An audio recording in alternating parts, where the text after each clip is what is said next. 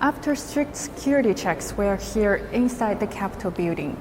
Damages caused by protesters on January 6th hasn't been all cleared yet.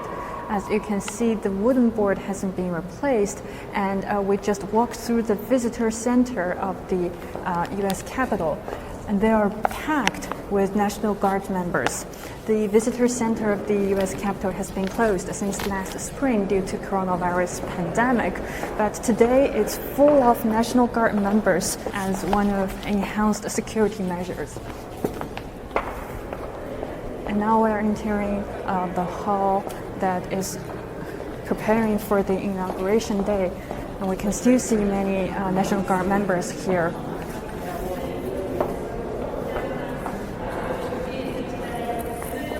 As the inauguration day will be on January 20th, preparations for the inauguration ceremony is also underway. For example, blue curtains are now decorating the hall.